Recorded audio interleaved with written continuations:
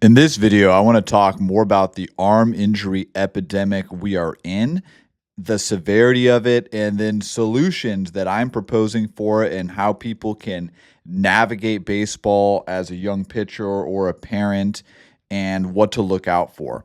So, first of all, MLB recently instituted a scouting blackout from October to January for high school and November to January for college players. That's how severe this is. They are forcing people to take time off from max effort throwing because it's just getting so bad. So, I'm going to show you guys a quote about how severe this is. So, this is Dr. Andrews talking about this is his mission to help younger players stay on the field. So it's not just me saying it, it's MLB, it's the most famous doctors. And I'm going to show you guys a few more quotes. So this next quote right here, 31% of coaches and 37% of players believe Tommy John is okay to do just as, something to as a precaution or to help you.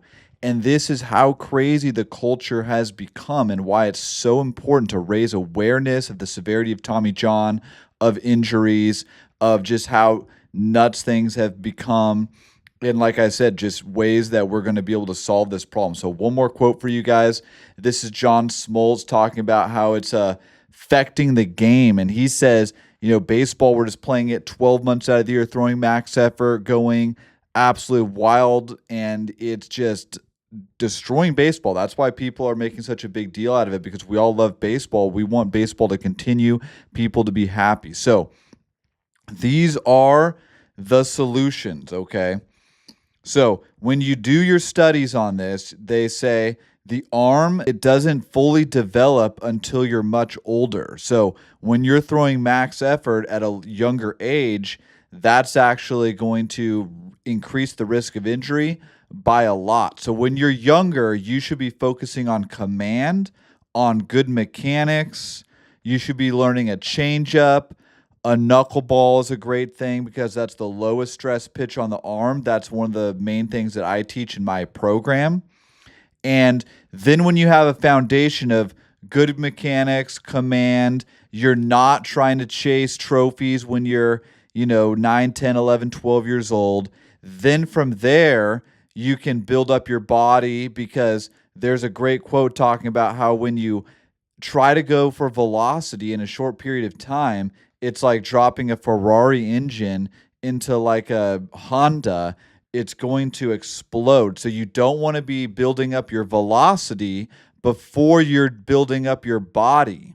So you start getting, closer to puberty, getting into high school, build up the body, get a lot stronger, put on weight, and then your velocity is naturally going to increase. But you shouldn't be going to these camps to increase velocity because, yeah, they probably will. That's actually the downside of it, because you'll artificially increase it and then you're going to blow out your arm. The statistics on this stuff is absolutely insane. I've seen quotes where doctors are like, yeah, we'll have kids bragging about how they gained a couple miles an hour because they went to a camp, and then 3 weeks later, they're in my operating room, which isn't on Instagram. So be smart about this.